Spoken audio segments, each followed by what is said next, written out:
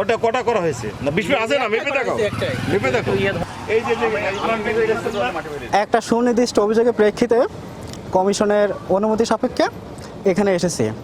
আমরা সরেজমিন পরিদর্শন করেছি। আমাদের যে মেইন অভিযোগটা ছিল এই রাস্তা প্রকল্পে নিম্নমানের ইট ব্যবহার করা হচ্ছে এবং অন্যান্য যে ম্যাটেরিয়ালসগুলো দায়সারাভাবে ব্যবহার করে কাজটা করা হচ্ছে। তো এই অভিযোগের প্রেক্ষিতে আমরা এখানে মূলত এসেছি। ডিরেক্টলি বলা যাচ্ছে না কতটুকু কাজ হয়েছে বা হচ্ছে, তবে আমরা পর্যালোচনা করে টেস্ট সংগ্রহ করে তারপরে বিস্তারিত রিপোর্ট আমরা কমিশনে দাখিল করব। আপনাদের অবগতির জন্য জানাচ্ছি, গতকালকে আমাদের খুলনা বিভাগীয় আমাদের এই প্রজেক্টের কনসালটেন্ট খলিফা স্যার উনি আসছিলেন। এসে উনিও ম্যাটেরিয়ালস দেখছেন এবং ল্যাবে টেস্ট করছেন এবং ভালো রেজাল্ট পেয়েছেন এবং যে প্রপোর্শন যে মিক্স বালি খোয়ার যে অনুপাতটা সেটাও তিনি সঠিক পেয়েছেন। তারপরে আজকে দুদকের যে অভিযানে যারা আসছে আর কি, তারাও এসে রাস্তার চওড়া মাপছে। চওড়া আমার 5.5 মিটার হওয়ার কথা, সেটা হয়েছে। আমার এস্টিমেটের সঙ্গে কাজের কোনো অসঙ্গতি পাইনি।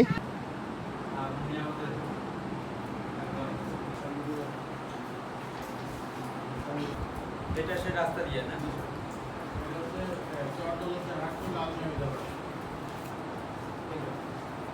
এটা কত পর্যন্ত কত টাকা বিল পরিশোধ ক্রসিং করতে আমি কত টাকা ইট পাবো 48 টাকা গেল তার বাদে আমি কত টাকা ইট আমার আমি এবং আমার একজন সহকর্মী উপসহকারী পরিচালক কামরুল হাসান এবং আমরা একজন নিরপেক্ষ প্রকৌশলী ফরিদপুর সড়ক বিভাগের মোহাম্মদ রফিকুল ইসলাম উপসহকারী পরিচালক রফিকুল ইসলামকে নিয়ে আজকে যে চর দৌলতদিয়া হাট লাল মিয়া মেধাপাড়া ভায়া জয়নাল মেধা হাউস এই রাস্তার দৌলতদিয়া ইউনিয়ন পরিষদের 9 নং ওয়ার্ডের অন্তর্গত এই রাস্তাটার নির্মাণ কাজের বিভিন্ন অনিয়মের অভিযোগের প্রেক্ষিতে অভিযান পরিচালনা করি। তো অভিযানকালে আমরা রাস্তাটার দৈর্ঘ্য প্রস্থ এবং খোয়া এবং অভিযোগের যে বিষয়গুলো উল্লেখ ছিল সেই বিষয়গুলো খোয়ার যে লেয়ারটা সেটা পরিমাপ করি। নিরপেক্ষ প্রকৌশলী দ্বারা বিভিন্ন স্পটে 300, 500, 700 মিটার পর এটা পরিমাপ করা হয়।